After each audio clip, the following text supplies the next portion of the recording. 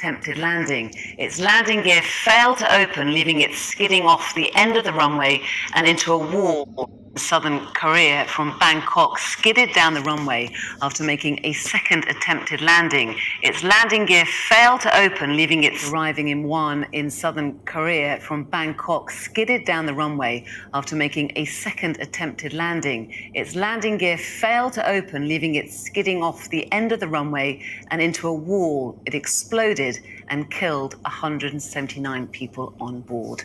Well, to try and explain all of this now, I'm joined by the aviation expert David Learmont. David, we are good weather. The bad weather, in bad weather, that antenna, landing system antennae, which does need to be there because it guides in bad weather, and of course this was very good weather. The bad weather, in bad weather, that antenna being put down. Release the statements. Second, those antennae, which does need to be there because it guides in bad weather, and of course this was very good weather.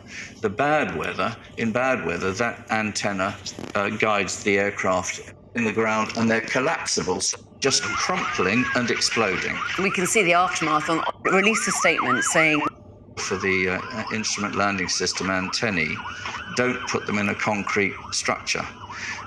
What we saw was, during the video of this landing, was we saw the aircraft being put down beautifully with, if you watch it minutely, all the way down, a bit of smoke coming off from the friction with the runway. The crash crews on the airfield are ready for it. So, this did not, the runway, the runway, it's the wall at the end.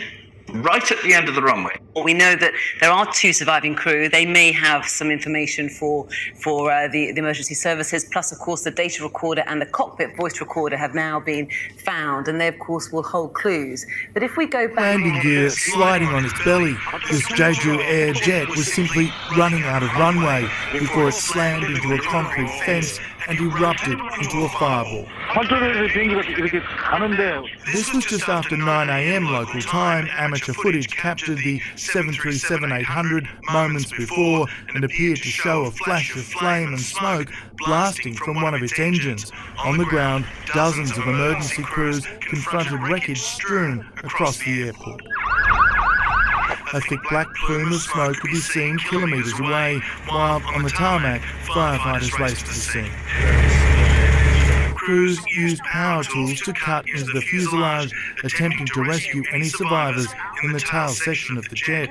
On board were 173 South Koreans, 2 from Thailand, and 6 crew. The injured who were able to be rescued were taken to local emergency departments. South Korea's acting president, Choi Sang-mok, immediately instructed responders to mobilise all available equipment and personnel to the